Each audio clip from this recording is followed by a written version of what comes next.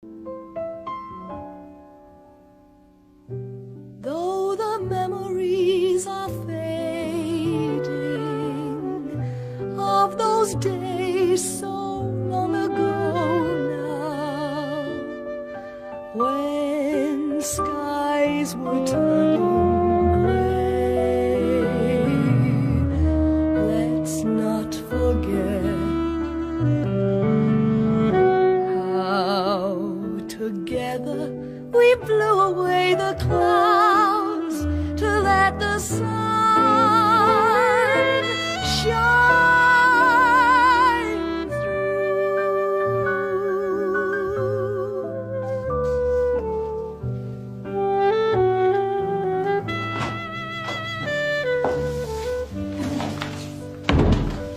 Cold out there. Many down there this morning? Oh, it's packed. Is it? Must have got more rations than we've got then. On Sunday, January the 8th, 1940, rationing began.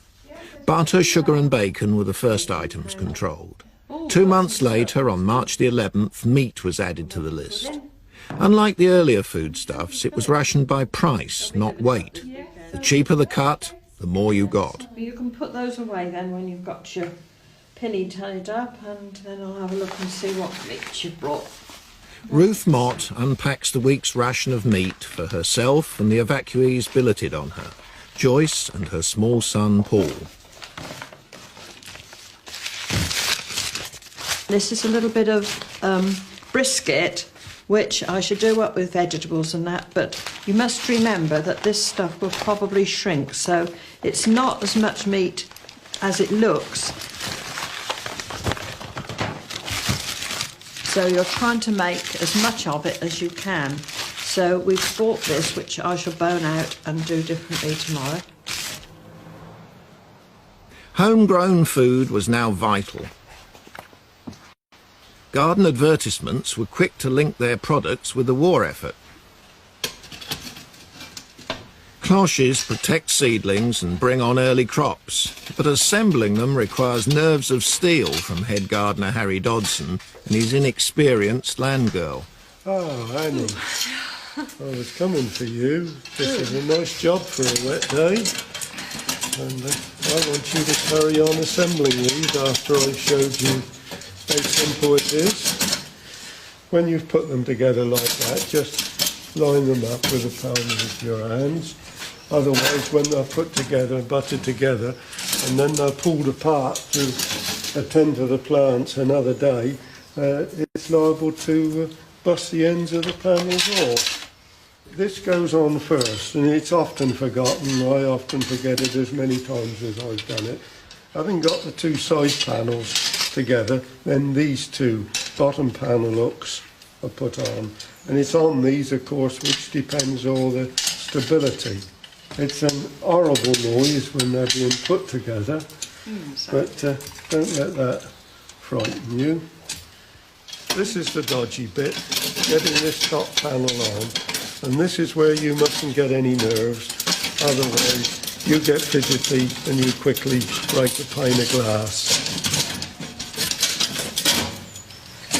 Right, trim it up, it's as simple as that, and it's quite rigid when it's put together properly like that. This is one kind of waste you can get round.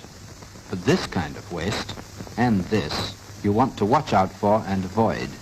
Think of ways to avoid waste. Food doesn't grow in the shops, you know.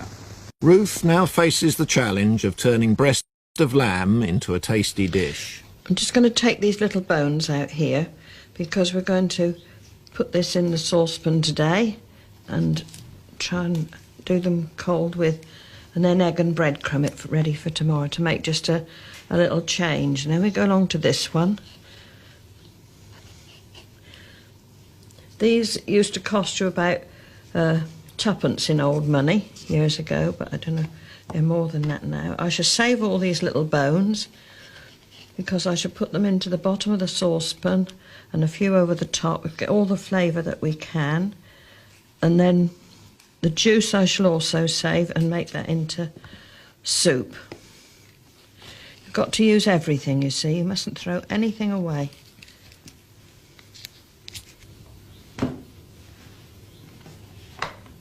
Oh, it was very valuable during the war. I mean, it was something that you purchased cheaply, much cheaper than anything else. And of course, it was cheap meat you were looking for because you were rationed by money. Now, just doing this so that it makes a cut, so that when the cooks, this will shrink a little, so it won't all cockle up. So you have to, I've got to fit it into the saucepan, so we shall have to fit the lamb to the saucepan.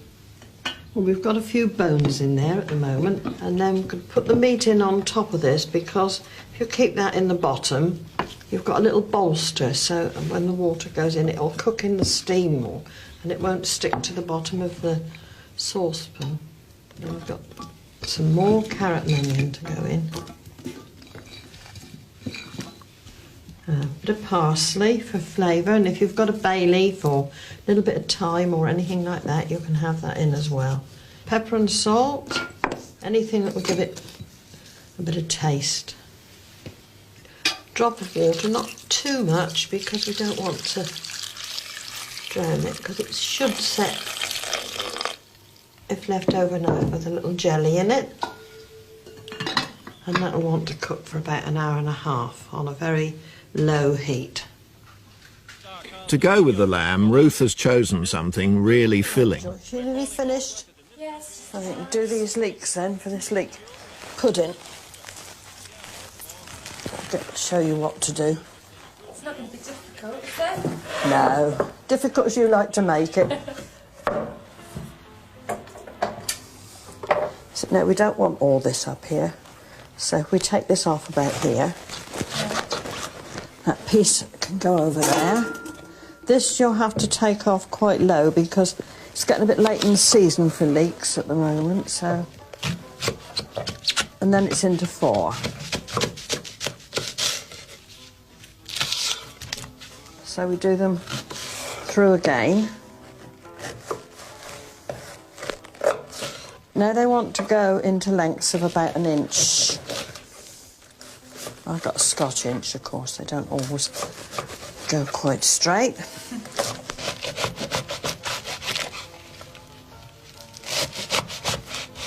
So we'll put those into there to be washed, and they'll want a good wash.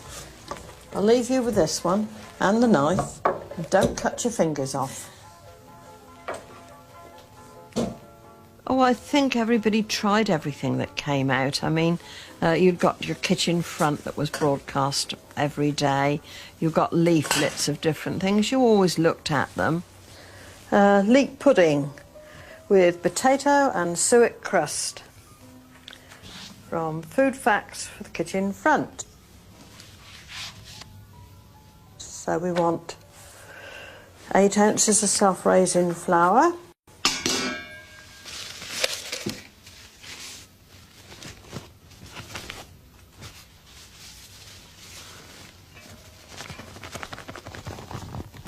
To save on the fat ration, the pastry is made with flour, suet and potato.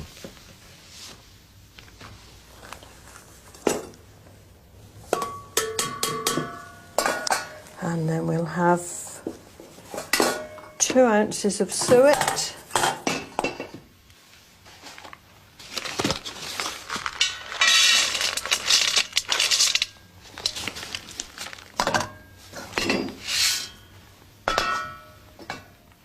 Now we've got 2 ounces of grated potato. Potato will help you save some of your fat ration towards perhaps something else later in the week, a bit of cake or something. It's a very small ration, so we're trying to eke it out by using potato. You can either use raw potato or mashed, and it should make you quite a nice light pastry.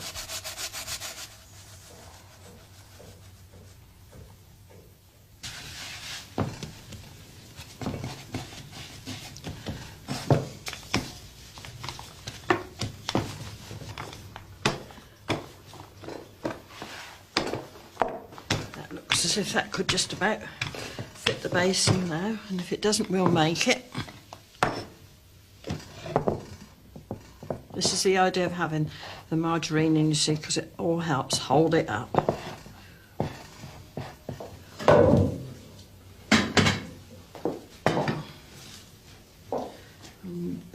collected enough water with these to keep them moist.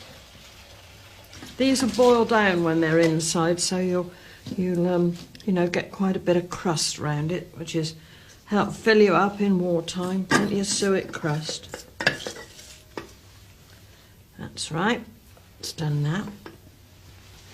Just going to drop of water to seal the edge of this with.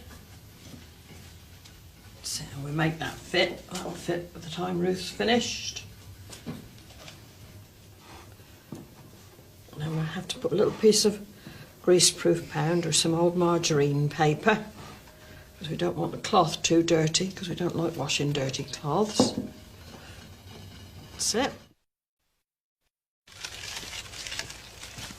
In a garden the size of Chiltern, with its 4 acres, compost heaps had to be constructed on the grand scale if they were to maintain the fertility of the soil.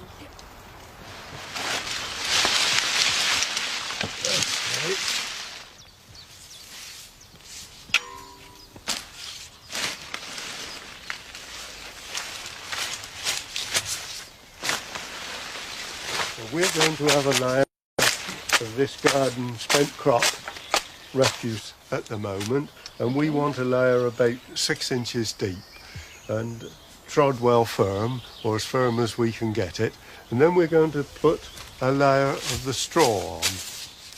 As the heap's being built, you must keep each layer well trod down, and you must keep the sides like a wall. So you must put some really solid material around on the outside and then build the middle in.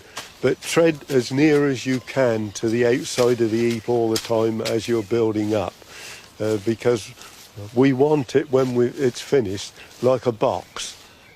We don't want it to slip out one side or slip out the other side, or the top to slip off and fall all over the show. It's essential to wet thoroughly each layer, as dry vegetation won't rot down. It's then sprinkled with a handful of sulphate of ammonia to supply extra nitrogen to speed up the process. If this was not available, the ministry suggested using sewage sludge. The layers are dressed with lime. This neutralises the natural acids which hinder decomposition. I think in due course it'll be a good heap. Okay. By July, another heap like that.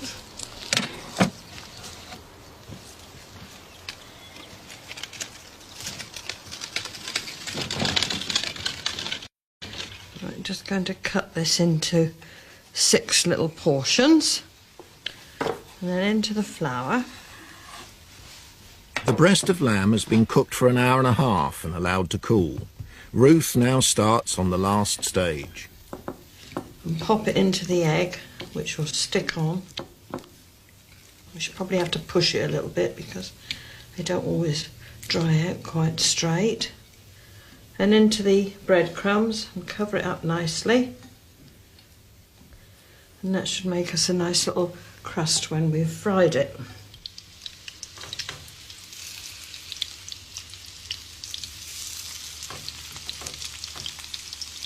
The fat we're using today is some little bits of fat that I've collected up over the week from different bits of meat and stuff that we've cooked, and we've got it all into a basin.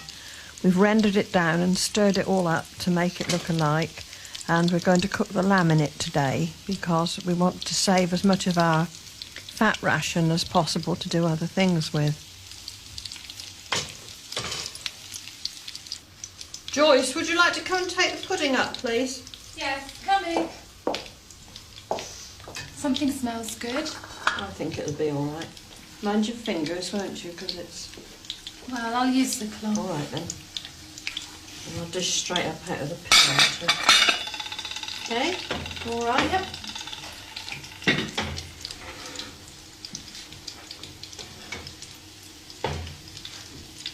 I'll just start putting some out. Plenty for me, please. Well, I don't know about there being too plenty.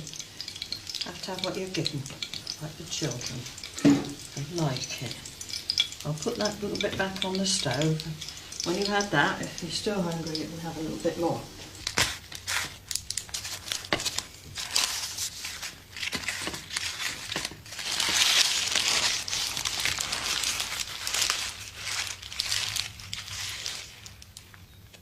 I rather like the leek pudding because I think it's something that you could use today, really. And you know, if you've got a nice lamb dish and you wanted to bump it up and make it seem a bit more, leek pudding would be an ideal thing to do it with.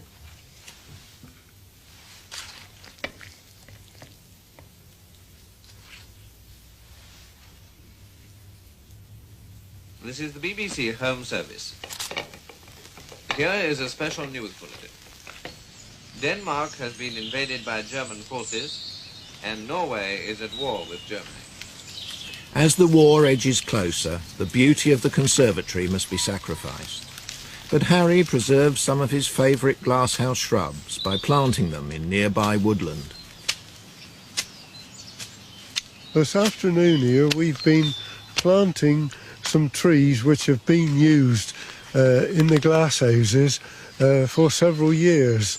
But now the period we're running into, I'm afraid, is not going to run to the labour of looking after them. It's an economy run which I'm afraid we've all got to face.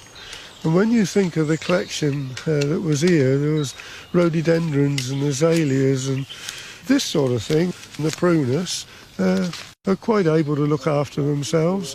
And they can come out here and in years to come somebody will still be able to cut bloom off of them, but of course they won't be able to force it like we've done. Like the shrubs, people now had to learn to fend for themselves. A growing shortage of eggs drove householders to keep chickens in their back gardens. At her billet, Annie, helped by Joyce, takes delivery of 6 pullets. They're Rhode Island Red cross White Wyandotte and are at the point of lay. Okay, mind a step. Right.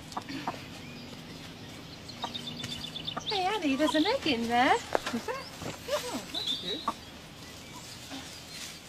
Backyard poultry keepers were advised to get their stock from reliable breeders.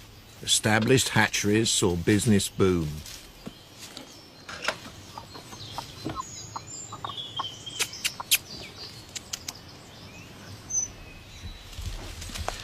Right then, Joyce, if you open the gate, Right. and then as soon as I get one, I have to ask you to close it up quickly. I'll go for this one here. Come on. Oops. Okay.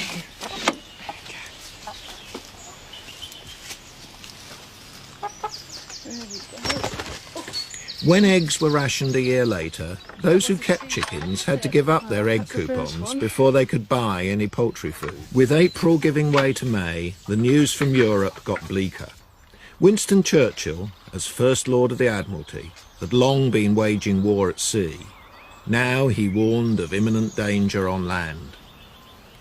It seems rather hard when spring is caressing the land and when after the rigours of winter our fields and woodlands are reviving, but all our thoughts must be turned and bent upon sterner war. And today, this Saturday, so far, nothing has happened on the sea or in the air. But more than 1 million German soldiers, including all their active divisions and armored divisions, are drawn up, ready to attack at a few hours' notice all along the frontiers of Luxembourg, of Belgium and of Holland. Churchill was a grand gentleman, there was no doubt about it, and I think in all honesty he loved the war, but it's a good thing he did, because of course he was our salvation without a shadow of doubt. Days later, Hitler's armies smashed their way across the frontiers of Belgium and France. In a series of lightning strikes, they broke through the Allied defences. Joyce! Hurry up, because Winnie's going to be on the wireless in about a couple of minutes.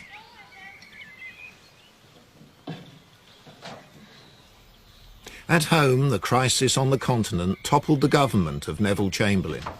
Winston Churchill now came to power at the head of a national coalition government.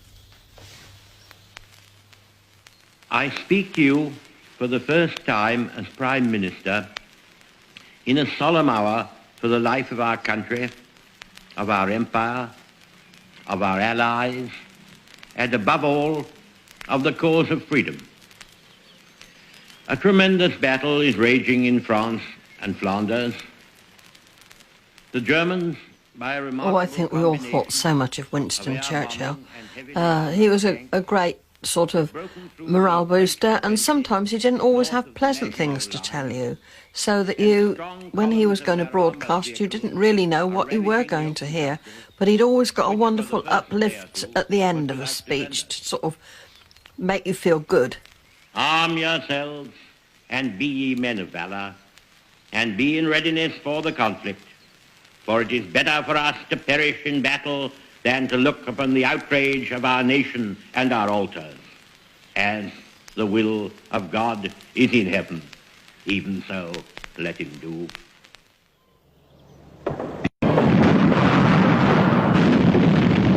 The German advance forced the British Army to retreat to the beaches of Dunkirk. A massive rescue operation brought many of the troops home to a country facing the prospect of a long and bitter siege. What General Weygand has called the Battle of France is over. The Battle of Britain is about to begin. When we look back now to years gone by, to a dark and stormy sky,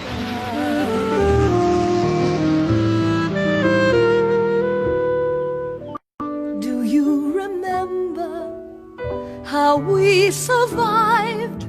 Come rain or shine, it turned out fine. Though the memories are fading of those days so long ago now, when skies were turning gray, let's not forget how together we blew away the clouds to let the sun